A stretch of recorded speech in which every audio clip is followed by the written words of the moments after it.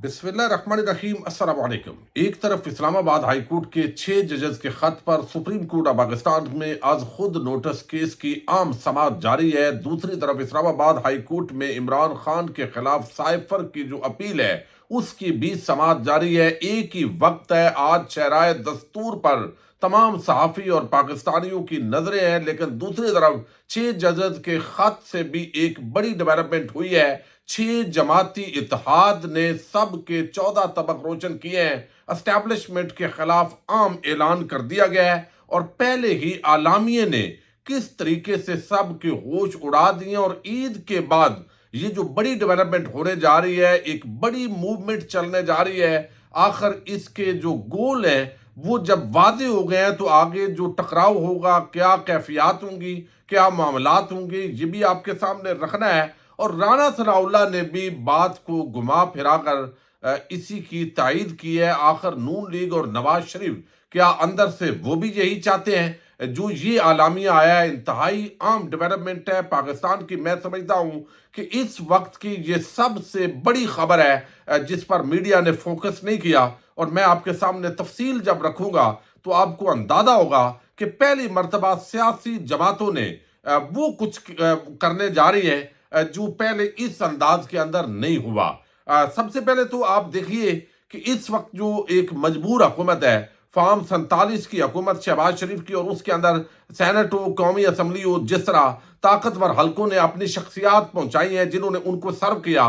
पंजाब के अंदर या वफाक के अंदर वो अनवारुल्लाह काकड़ हूँ, वो मोहसिन नकवी हूँ, वो सरफराज बुगटी हूँ, या वो जो है वो बाकी जो दोस्त हैं वो उनके मौजूद हूँ, तो उन्होंने फैसल वाडा को टिकट लेके दिया। पीपल्स पार्टी की सपोर्ट से वो सेनेटर बन गए। मोहसिन नकवी जो है वो नून लीग की मदद से सेनेटर बन गए। फिर उनको वजीर दाखिला बनाया गया।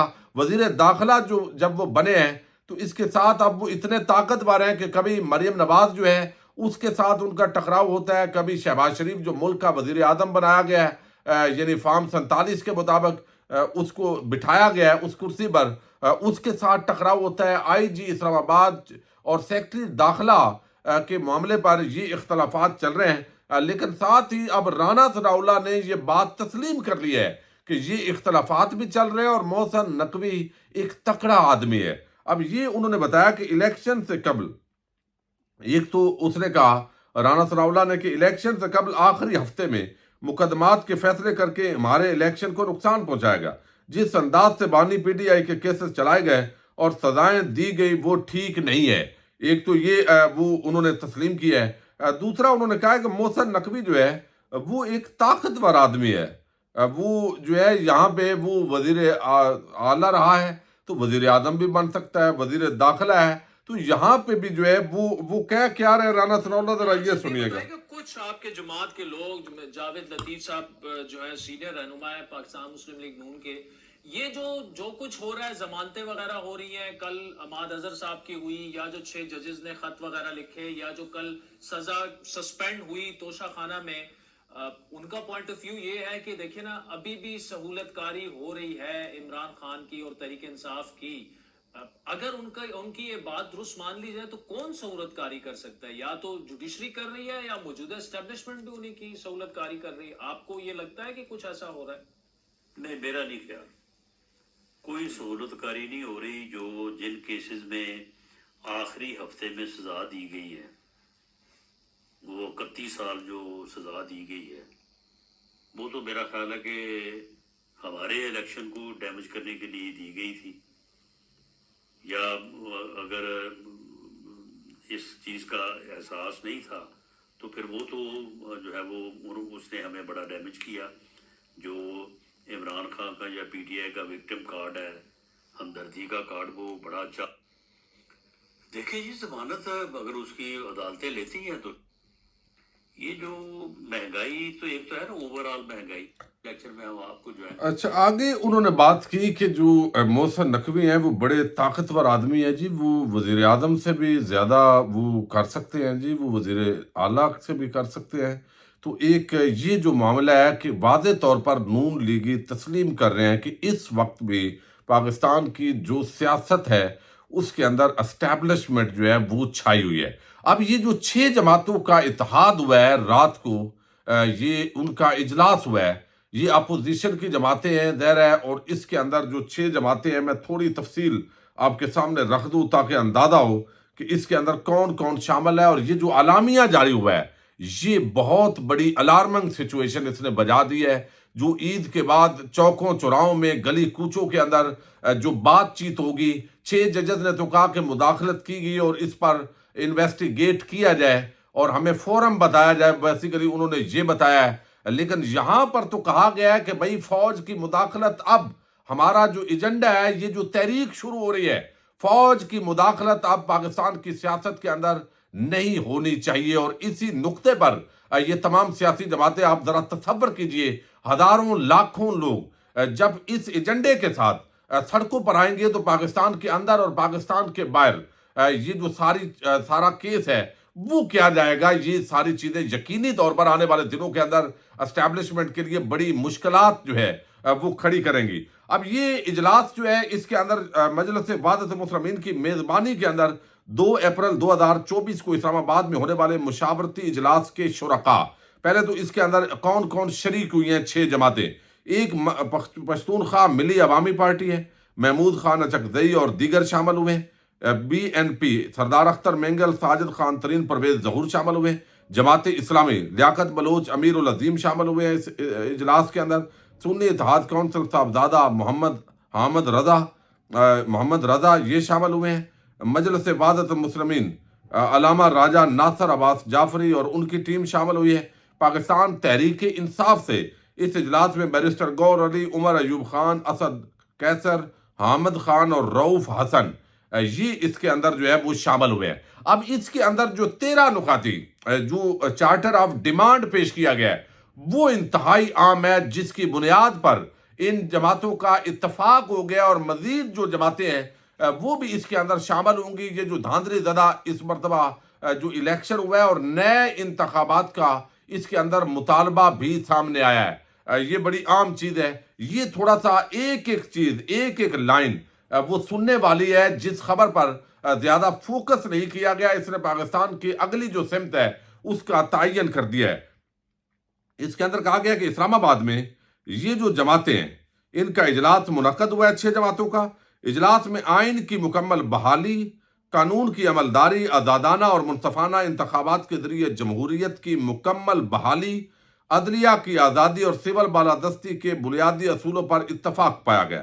اجلاس میں طے پایا گیا ہے کہ ان مقاصد کے حصول کے لیے مشترکہ جدوجہد کی ضرورت ہے، نیز پاکستان کی دیگر جماعتوں سے بھی ان مقاصد کے پیش نظر رابطہ کیا جائے گا۔ آئین اور جمہوریت کے لیے حقیقی خطرات جنم لے چکے ہیں۔ جمہوریت اور ریاست کا نظام اب فوجی مداخلت کی وجہ سے مکمل طور پر مفلوج ہو چکا ہے، یہ اس کے اندر کہا گیا ہے۔ یعنی آئین اور جمہوریت کے لیے خطرات اور فوجی مداخلت کی وجہ سے نظام مکمل طور پر مفلوج ہو چکا ہے۔ فوجی جرنیلوں کے غیر آئینی بالادست سیاسی کردار اور مداخلت کی وجہ سے عوام اور ریاست میں خوفناک فاصلے پیدا ہو گئے ہیں۔ عوام کا غصہ اب اس سطح پر پہنچ گیا ہے کہ سیاسی قیادت نے آئین کی بالادستی اور جمہوریت کی بحالی کے لیے کردار ادا نہ کیا تو ملک کے مستقبل کے لیے بڑے خطرات پیدا ہو جائیں گے۔ یہ بڑی ہی عام یہ پریس ریلیز اور اعلامیہ ہے جو آگے آپ کو جو ہے وہ بتا رہا ہے۔ اس کے اب جو نکات ہیں 13 وہ میں آپ کے سامنے رکھ رہا ہوں تاکہ اندازہ ہو کہ ایک طرف شرائع دستور پر جو ہے وہ سپریم کورٹ آف پاکستان میں سماعت ہو رہی ہے، اور وہ قاضی صاحب کی اکثریتی جو ہم خیال بینچ ہے وہ کوئی بھی فیصلہ دے سکتا ہے، لیکن ایک طرف یہ جو سیاسی پورا ابھار ہے، یہ سارا جو دباؤ ہے یہ اسٹیبلشمنٹ پر الٹیمیٹلی جا رہا ہے۔ وہ کہتے ہیں آج کا یہ اجلاس ملک کے تمام بحرانوں کی بنیادی وجہ ملک کے متفقہ آئین سے انحراف اور کروڑوں عوام کے منتخب پارلیمنٹ کی بے توقیری کو سمجھتا ہے، اور اس عزم کا اعادہ کرتا ہے کہ آئین کا ہر قیمت پر تحفظ اور دفاع کیا جائے گا اور اس پر کسی قسم کا سمجھوتا نہیں کیا جائے گا، اور یہ کہ پاکستان کی اندرونی اور بیرونی معاملات کی تشکیل کا اصل منبع اور مرکز عوام کی حقیقی منتخب پارلیمنٹ ہوگی۔ کوئی بھی فیصلہ پارلیمنٹ کی منشا اور مرضی و منظوری کے بغیر نہ قبول ہوگا اور نہ کسی کو کرنے دیا جائے گا۔ یہ نمبر 2، یہ اجلاس 8 فروری 2024 کے عام انتخابات کے تبدیل کیے گئے نتائج کو یکسر مسترد کرتا ہے، جن میں حقیقی الیکشن کے نتائج کو زوردار اور انتہائی بھونڈے انداز میں تبدیل کر کے سارے جہاں میں ملک کی بدنامی اور جگ انسائی کی بنیاد رکھے گی، اور ساتھ ہی موجودہ جعلی حکومت عوام پر تھوپ دی گئی۔ یہ بڑی عام اجلاس میں قرار دیا گیا کہ موجودہ جعلی حکومت کو مصنوعی استحکام اسٹیبلشمنٹ نے بخشا ہے اور غیر منتخب لوگوں کو الیکشن میں دھاندلی کے ذریعے عوام پر مسلط کیا گیا۔ اجلاس نے اسٹیبلشمنٹ کے سیاست میں بڑھتے ہوئے عمل دخل پر گہری تشویش کا اظہار کیا ہے اور اسے ملک کی قومی سلامتی اور قومی اداروں کے لیے خطرہ قرار دیا گیا ہے۔ یہ انتہائی عام جملہ ہے، یعنی ملک کی سلامتی اور قومی اداروں کے لیے خطرہ قرار دیا گیا ہے۔ اجلاس کے مطالبہ کیا گیا کہ اسٹیبلشمنٹ سیاست میں ہر قسم کی مداخلت فوری طور پر بند کر دے۔ اسٹیبلشمنٹ سمیت تمام ادارے آئین کے تحت لیے گئے حلف اور اس کے متعین کردہ حدود کی پابندی اور پاسداری کرتے ہوئے سیاست میں مداخلت سے باز رہے۔ تمام ادارے، اس میں بیوروکریسی، عدلیہ سب شامل ہے۔ اچھا، آگے نمبر 4، اجلاس مطالبہ کرتا ہے کہ ملک میں شفاف، آزادانہ، غیر جانبدارانہ انتخابات کا انعقاد یقینی بنایا جائے۔ اس مقصد کے حصول کے لیے فی الفور انتخابی اصلاحات کی جائیں جس میں مسلح افواج اور ایجنسیز کا کوئی غیر آئینی عمل دخل نہ ہو۔ یہ کلیئر، ہر جگہ اسٹیبلشمنٹ، ایجنسیز، فوج کا اس کے اندر ذکر کیا گیا ہے۔ اس کے اندر اندازہ ہوتا ہے کہ یہ کیا ایک جو نیا مومنٹم بن رہا ہے، الٹیمیٹلی یہ کہاں پر جا رہا ہے۔ اجلاس یہ اعادہ کرتا ہے کہ 1973 کا آئین، 18ویں ترمیم اور موجودہ NFC ایوارڈ قومی اتفاق رائے کا مظہر ہے۔ ان پر حملوں کا بھرپور مقابلہ کیا جائے گا اور پوری قوت سے صوبائی خود مختاری کا تحفظ کیا جائے گا اور اس پر کوئی سمجھوتا نہیں کیا جائے گا۔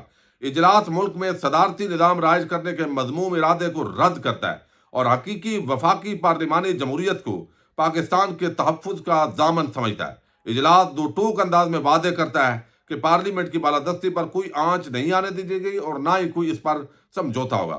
اجلاس عمران خان اور دوسرے سیاسی قائدین، رہنما اور سیاسی کارکنان کے خلاف سیاسی انتقام پر مبنی بے بنیاد اور جھوٹے مقدمات قائم کرنے، ان کی گرفتاریوں اور قید و بند کی صعوبتوں کی شدید الفاظ میں مذمت اور ان کی بلا شرط رہائی کا مطالبہ کرتا ہے۔ اجلاس میڈیا کے باہمت افراد اور سیاسی انتقام کا جن کو نشانہ بنایا گیا ہے اس کا بھی ذکر کیا گیا ہے اور اشارہ عمران ریاض اور باقی جو لوگ ہیں ان کی طرف ہے۔ اجلاس سیاسی کارکنوں کی رہائی، میڈیا پرسن جن میں خواتین بھی شامل ہے، اس طرح سیاسی، جمہوری وکلاء اور دیگر انسانی حقوق کے لیے آواز بلند کرنے والوں کے خلاف ہونے والی حکومتی، غیر ذمہ آئینی، غیر سیاسی، غیر جمہوری رویوں کی مذمت کرتا ہے۔ آج کا یہ اجلاس نمبر 2 ملک میں بھر میں سویلین اتھارٹی کی فوری بحالی، FC اور دیگر اداروں کے ذریعے اختیارات چھیننے کی غیر آئینی، غیر قانونی عمل کو نفرت کی نگاہ سے دیکھتا ہے۔ آج کا یہ اجلاس نمبر 10 ملک بھر میں سیاسی کارکنوں کو زبردستی لاپتہ کرنا اور مسخ شدہ لاشیں پھینکنے پر انتہائی دکھ اور افسوس کا اظہار کرتا ہے اور تمام لاپتہ افراد کو بازیاب کرانے کا مطالبہ کرتا ہے۔ نمبر 11 آج کا یہ اجلاس ملک پر نائب حکومت کے جاری مہنگائی، بے روزگاری، اس کا ذکر کیا گیا ہے اور پھر بتایا گیا نمبر 12 آج کا یہ اجلاس ملک کے اعلیٰ عدلیہ کے ججوں کی جانب سے عدلیہ کی آزادی میں خفیہ ایجنسیوں کی دھونس، دھمکیوں، مداخلت اور احتجاج پر اپنے سخت ترین برہمی کا اظہار کرتا ہے۔ عدلیہ میڈیا کی آزادی کا ہر قیمت پر دفاع کا عہد کرتا ہے۔ نمبر 13 سرکاری ملازمین کے غلط داخلہ و خارجہ ناکام پالیسیوں کی وجہ سے ملک میں سیاسی عدم استحکام اور عالمی تنہائی سے دوچار ملک کو سیاسی استحکام اور عالمی تنہائی سے نکالنے کے لیے ملک کی داخلہ اور خارجہ پالیسی کی تشکیل ملک کے حقیقی منتخب پارلیمنٹ کے لیے ضروری ہے۔ یعنی منتخب پارلیمنٹ کریں، نہ کہ فوج جو ہے یا سرکاری ملازمین یہ کام کریں۔ تو یہ 13 نکاتی اعلامیہ ہے اور اس کے ساتھ جو ابتدائیہ اس کا دیا گیا ہے، واضح طور پر یہ قرار دیا گیا ہے کہ پاکستان کے اندر اس وقت ایک فوجی ٹائپ ہائبرڈ قسم کی حکومت ہے، لہذا فوج کو واپس اپنے آئینی رول کے اندر جانا ہے، اسٹیبلشمنٹ کو اپنے رول کے اندر جانا ہے، بیوروکریسی کو آئین اور قانون اور عوام کے سامنے سرنڈر کرنا ہے اور عمران خان سمیت جو سیاسی قائدین ہیں ان کی رہائی اور جو میڈیا کے اندر لوگ یا سوشل میڈیا پہ کام کر رہے ہیں ان کے خلاف جو انتقامی کارروائیاں ہیں یہ بند ہوں اور پھر آئین اور قانون کا جو بول بالا ہوگا، لاپتہ افراد کی بازیابی اور سارے عام ایشوز کو بنیاد بنا کے 6 جماعتوں نے یہ اتحاد قائم کیا ہے۔ آگے مزید جماعتوں کو بھی، فضل الرحمان اور باقیوں کو بھی ان نکات پہ دعوت دی جائے گی، ورنہ عید کے بعد یہ دما دم مست کلندر ہونے جا رہا ہے۔ یہی وہ معاملہ ہے جس پر اسد قیصر سمیت کچھ عام شخصیات کافی دنوں سے کام کر رہی تھیں، اور اب یہ کھل کر یہ چیزیں جو ہے وہ سامنے آ گئی ہیں۔ ایک طرف سپریم کورٹ آف پاکستان کے اندر از خود نوٹس کیس، دوسری طرف یہ ایک بہت ہی بڑا اعلامیہ آیا ہے جو کہ اب یہ ساری جدوجہد اسٹیبلشمنٹ اور اس حکومت کے خلاف جو ہے وہ ہونے جا رہی ہے۔ پاکستان زندہ باد، پاک فوج پائندہ باد۔